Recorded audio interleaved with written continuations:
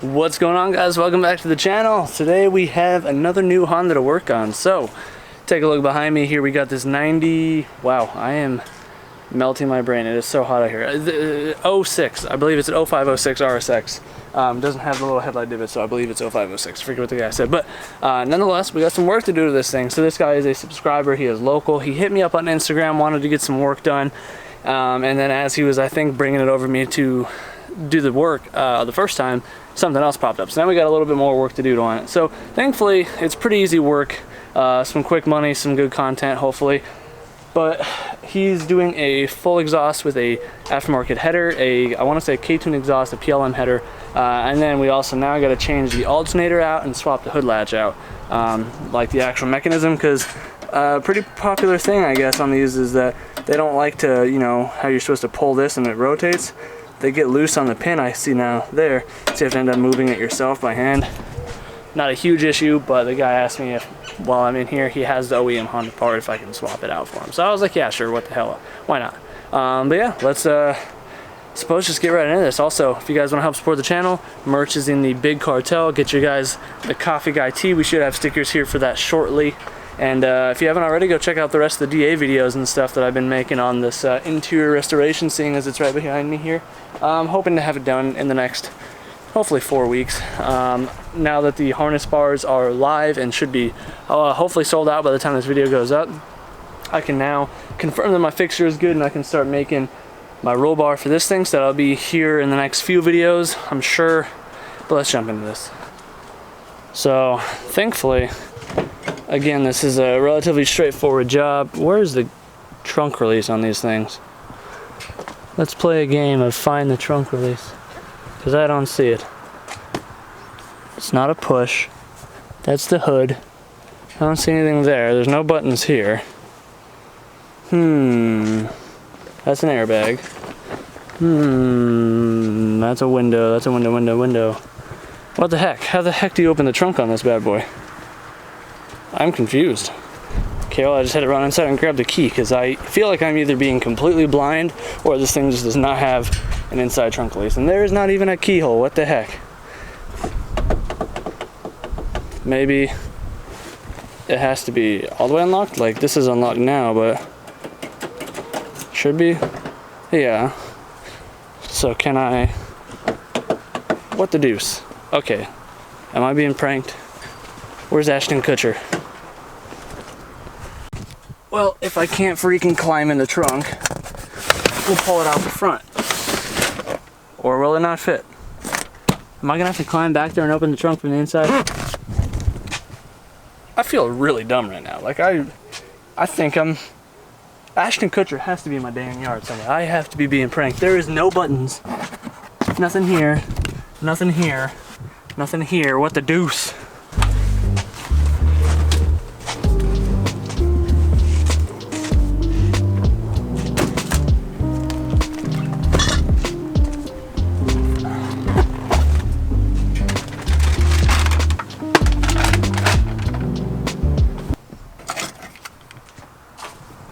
Well, now that we finally got that predicament over with, let's get these things popped open and see what we're working with here. Because to be honest, I've never actually installed anything on an RSX before.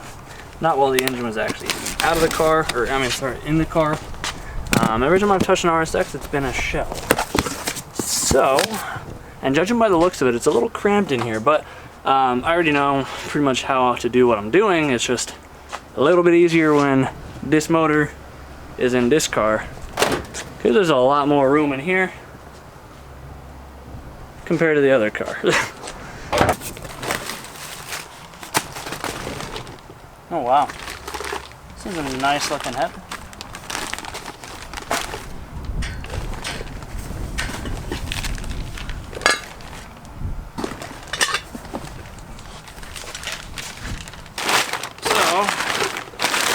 This would be the top section. Not too shabby. Yeah, looks pretty good to me, honestly. Can't wait to start building my own headers and stuff. This looks like fun, honestly. Doesn't even look that complicated. I just don't really know where people are buying this type of material, like with the the mandrel bent 16 gauge stainless tube like this. But anyway, moving on. We have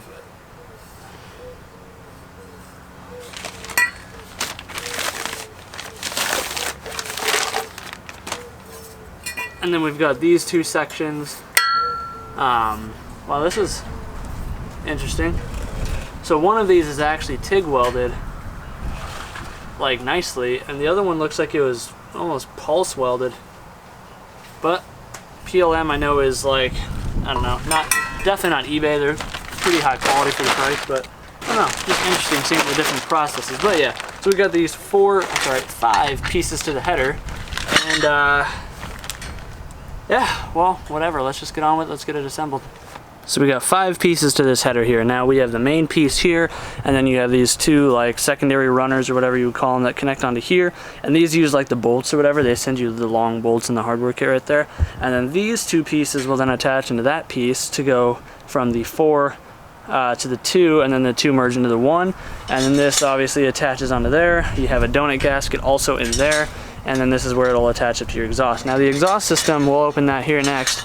This is a K-tuned one, so the only concern I have is I don't know how well in length this PLM header replicates the OEM unit, so we may have to do a little bit of modifying to either probably the exhaust or the header in order to make it fit, but we will see if this all fits up together or not.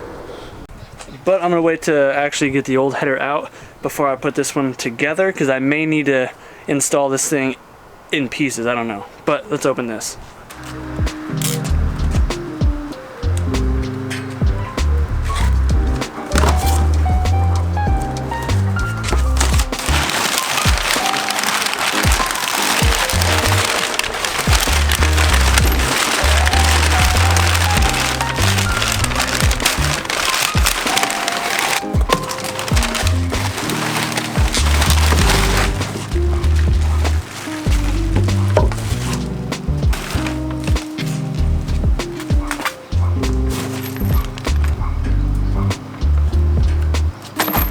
Exhaust looks pretty darn nice, I do gotta say. I love the welds on like the flanges and stuff. Really nice machine welds.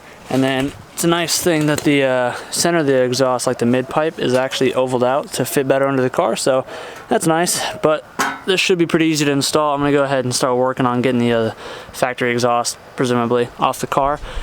Then we can start pulling the header off and get started.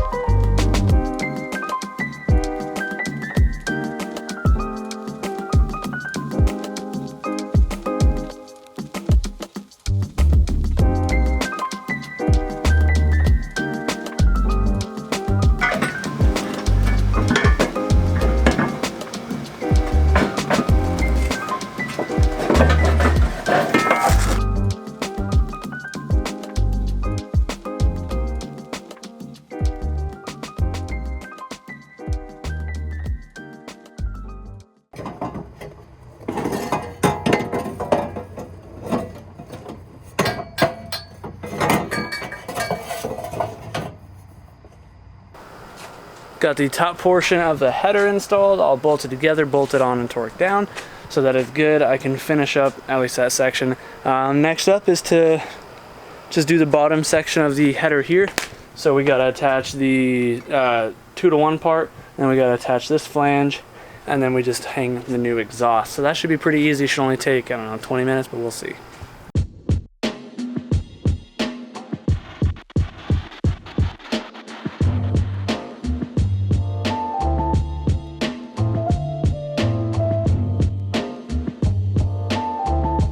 Camera was acting up really bad in this heat yesterday. It kept shutting off mid-clip, overheating, and doing all that crap. So I've brought this into the next day because it did get just too hot yesterday and it was late in the evening. So exhaust is all hung up, header is installed. I just got to snug up the bolts at the flanges on the exhaust. All the hangers are installed. Also, I don't know why JBtuned decided to make the hangers on their exhaust like twice the size of the factory units.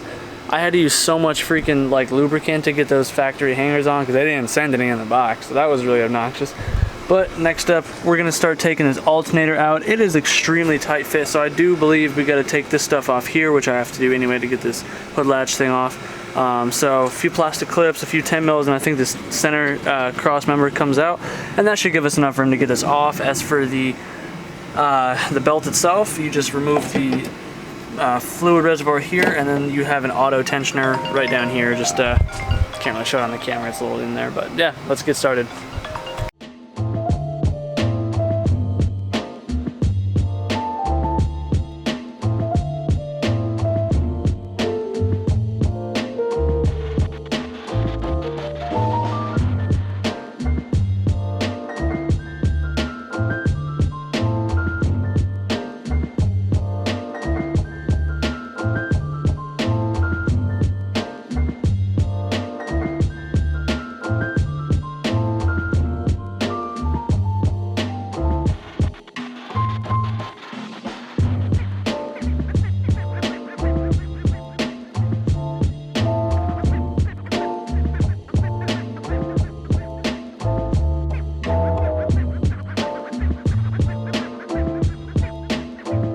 Issues here. First one being it's hard as hell to get this tensioner pulley like moved to get the belt off. Like I got it, but whoever was here before me rounded the corners of that, so that was really hard to get to, let alone the space, because it's so much more spacious in my K-swapped Integra.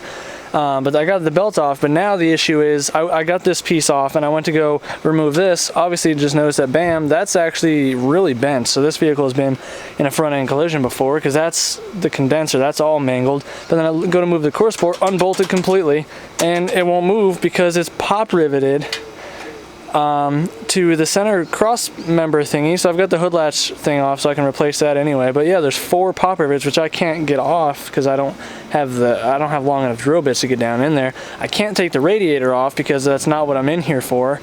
I don't want to pull the hoses and drain all the fluid and all that, because I need to get this off so that way I can get the reservoir off, so that way I can get access to the bottom 2 bolts to actually pull the alternator up out of the way, because the power steering pump I just unbolt the bracket or whatever for, and I just sling it out of the way. That's no problem. And then I just lift this out from the top if I can get this stinking crap off. I finally got the top of the core support off. Turns out I don't even think I needed to take it off, but we got a little bit of extra wiggle room here. So I guess after doing a little bit of reading, because I was getting a little frustrated trying to figure out where I was supposed to go with all this mangled stuff here. So what I got to do now is I got to take the rest of the bumper off. Should just be a couple bolts, one on each side. And then I got to pop this headlight out. And I guess you can fit the alternator through this headlight hole. And I had to switch to my phone, so if the audio or anything is a little bit weird right now, it's because I'm on the phone. My camera itself, my normal camera, kept overheating out here. It's like 113, so phone quality is not bad. I just like having the good mic and stuff on my camera. But yeah, I'm gonna keep on plugging away at this. I'd love to set you guys up on the tripod, but again, it is way too hot. My phone's just gonna keep overheating out here just like my camera did, so I'll just pick up once I make a little bit more progress. Bumper and headlight are out and all that jazz, so this thing's just nasty up here. So you can see we kind of got enough room here. I'm gonna have to really wiggle it around this power steering line. I'm gonna have to take the tensioner. Wow, that's really grimy. I'm gonna have to take this bolt off, or this tensioner off. I know it's just a bolt right here. This is your auto tensioner, so this is what you have to put pressure on to actually get the belt off, but we'll have to remove that. And then I should be able to get access to the 3 bolts that hold it on, and then it's electrical connectors. But man, this is not a simple job like it would be in here, where at least in my car, obviously being swapped, I got a lot more room. It's just right there, and I can just reach everything open-handed. So definitely getting our money's worth out of this one, I suppose. finally just got this freaking thing out. That was definitely the hardest Honda alternator I've ever done. And part of the reason was I didn't know it for the first 20 minutes of fighting with this thing. So trying to get this bottom right bolt, this is in front of your AC line, which is this guy right here. But you can see this thing's pretty beat up, and obviously, like I've shown you, this front end has been in an accident. So what happened is when that accident occurred, it pushed this AC line a lot closer to the compressor. I thought not close enough so it was touching, but close enough so you couldn't get your tool on there, because you're supposed to be able to get like a short socket on there like this, and it wasn't fitting because it was hitting the head. So I finally looked at some pictures online. I was like, what the heck, how do you do this? And noticed that they were just fitting wrenches in there. So I was like, okay, what the heck, or sorry, ratchets. So then I came in here, grabbed my pry bar, and was gently prying against it, got it to pull back a bit, and then I was able to break it loose, and then take it out by hand, and then I just wiggled it out here through the headlight.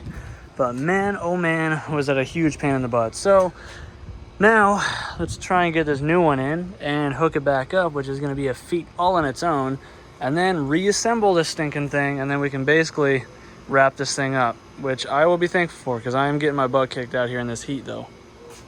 Got me looking like a hobo right now, covered in black and just nasty debris, and I need a haircut really bad. Girlfriend's been slacking on that. But yeah, I'm gonna finish this up, get some water.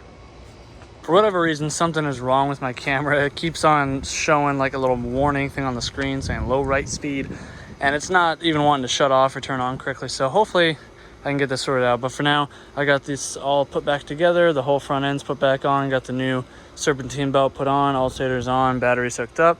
So I'm gonna fire it up really quick. We're going to see how the exhaust sounds, because I just tightened up all the bolts going around that. And then we're also gonna see if the battery light disappeared. And I really hope it did.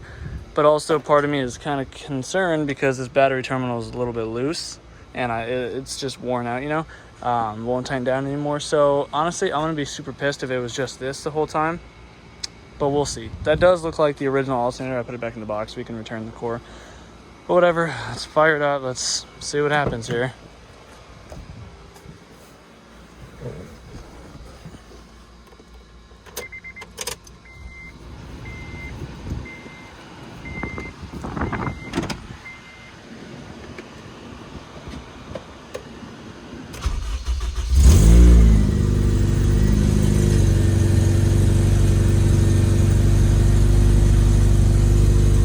Well, the battery light's not on yet, so we'll give it a minute.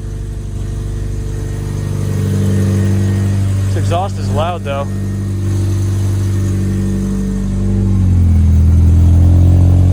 Forgot that the O2 sensors won't reach their holes right now, so I have to figure that out. But I have the O2 bungs open, so let's fire it up again and see how it sounds now. So it is going to throw a check engine light, obviously, for the sensors, but we'll run it for a moment because it'll just be running in like open loop or whatever. Oh, much quieter.